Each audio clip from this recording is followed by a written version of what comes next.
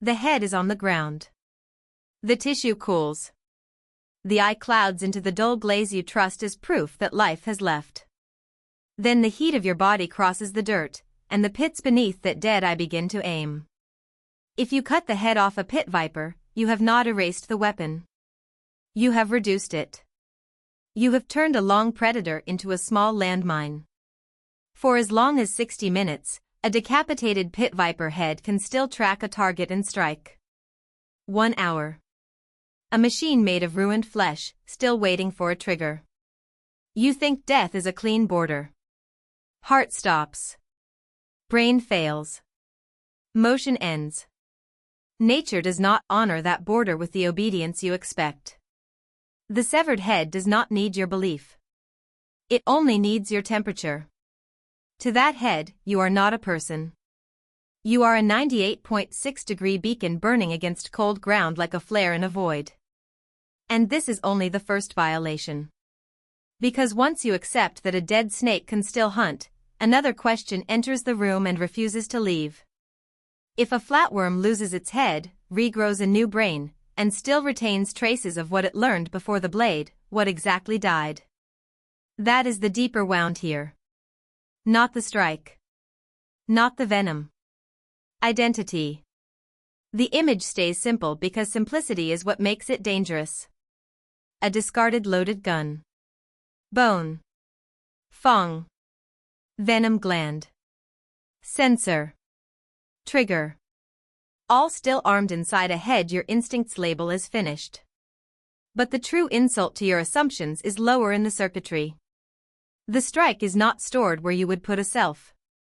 It is stored where evolution put insurance. In local hardware.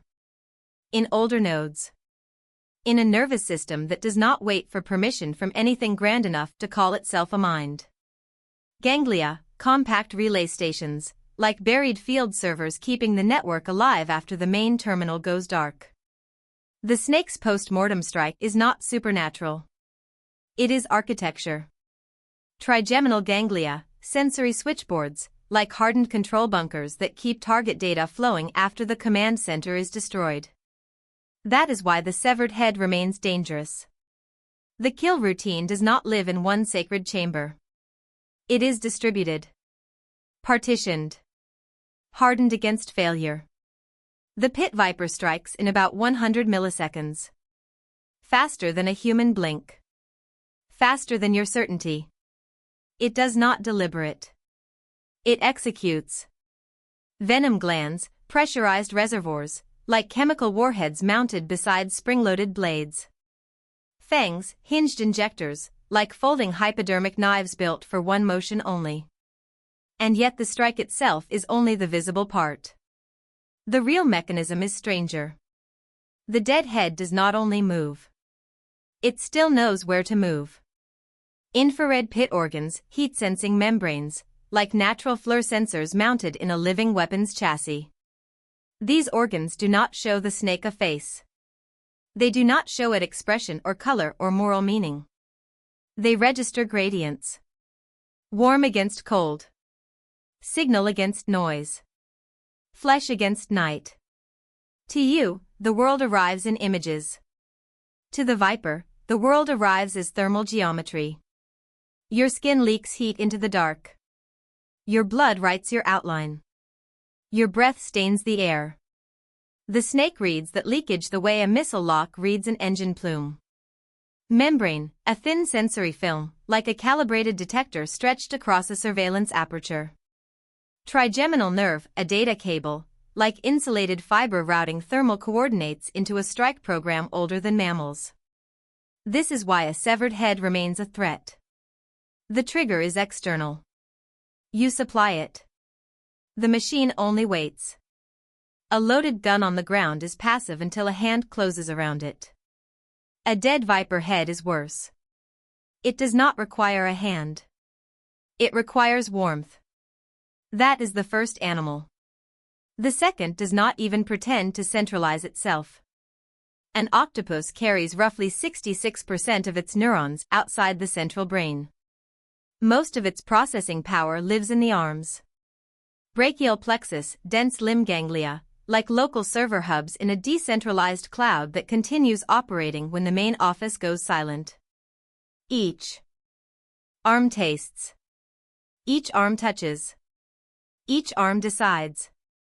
Suckers grip surfaces with chemical curiosity, reading the world through contact.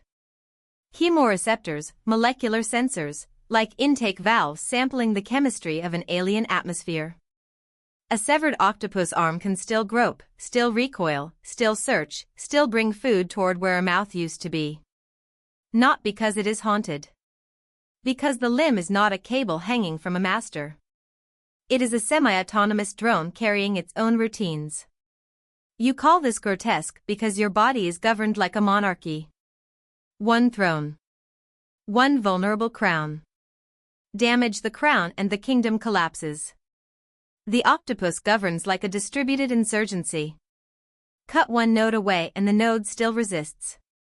There is a moment when your scale of understanding has to change. You have to leave the field and enter the circuitry. The ground disappears. The warm outline of your body dissolves.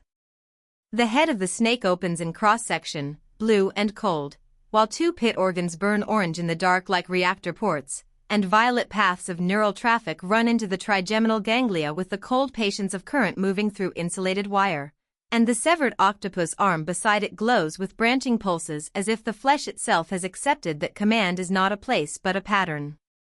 The third animal looks fragile enough to wipe from a fingertip. A planarian is a flatworm. You cut it apart and each fragment can rebuild what is missing.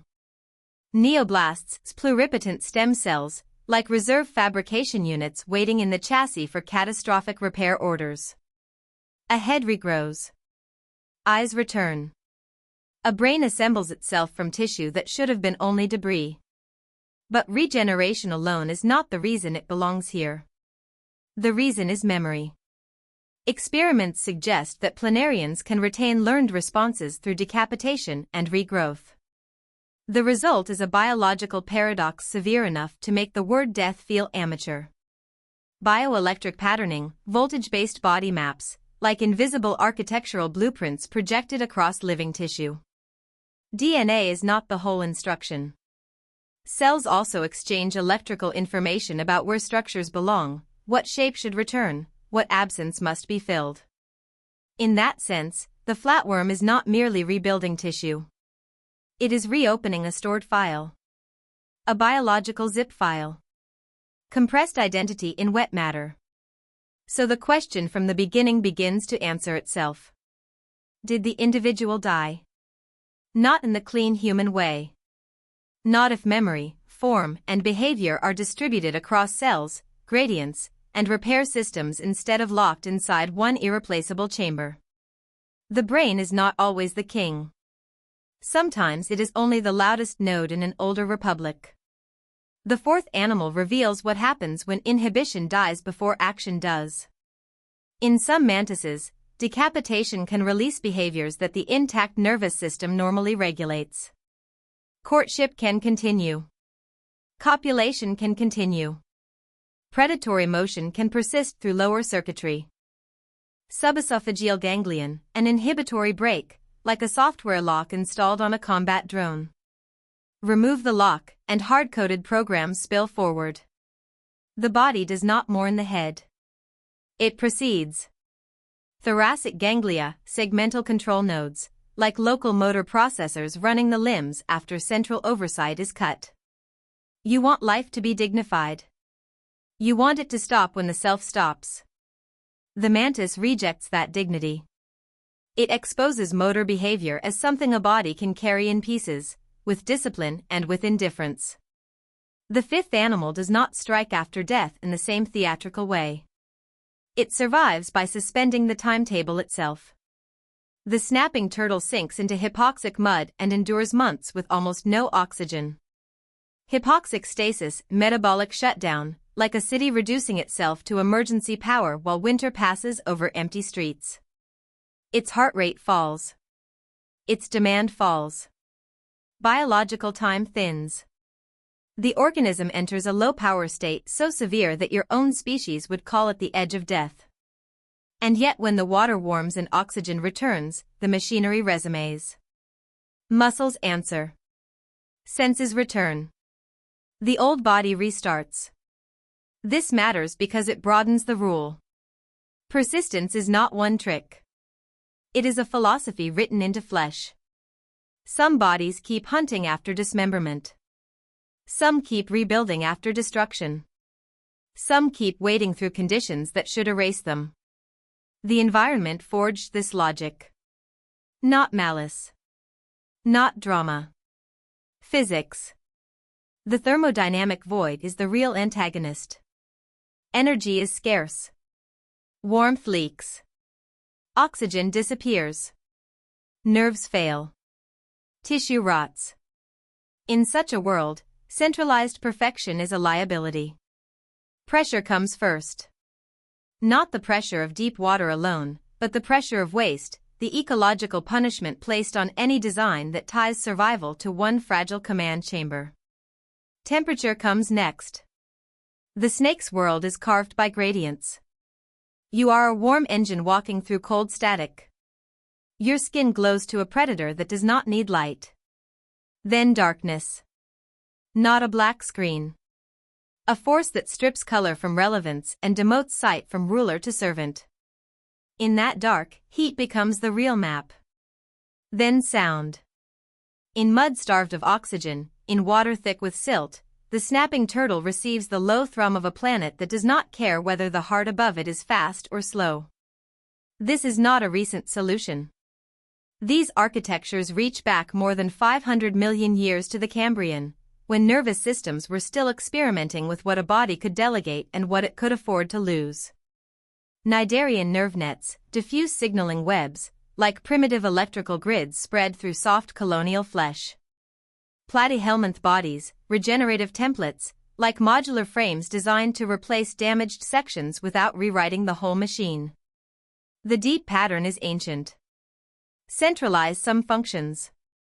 Duplicate others. Store action in the limbs. Store form in the tissue. Store survival in gradients, in chemistry, in whatever remains when the crown is gone. Some lineages carried this logic through catastrophe.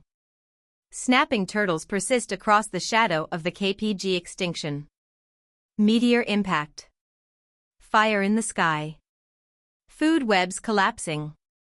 A planet resetting its terms. The lesson is not that these creatures are monsters. The lesson is colder. Evolution may not favor intelligence as you define it. It may favor systems that remain operational after damage, systems that can fragment without disappearing, systems that are harder to erase than to understand.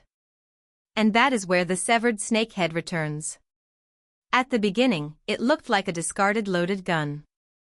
That image was useful because it was small enough for the human mind to hold. But now the metaphor changes shape. The gun is not only fang and gland and bone. The gun is the pattern that persists through the damage. The sensor logic. The local strike code. The residual current in the ganglia. The field of organization that tells tissue what it still is, what it still targets, what it still remembers how to do.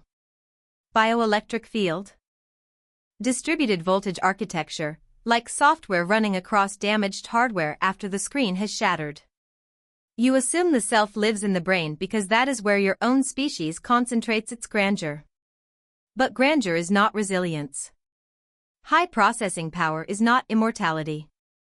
A human is an evolutionary glass cannon. Vast cognition.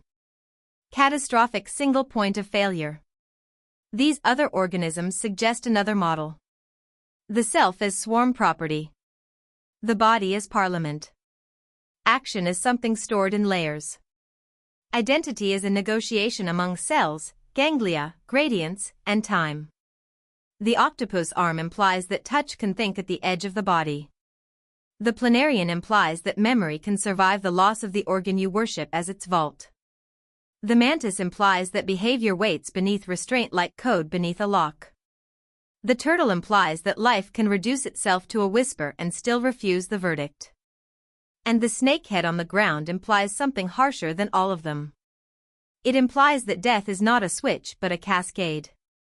Not a door but a slow systems failure in which some modules go dark while others keep running their final instructions with terrible competence.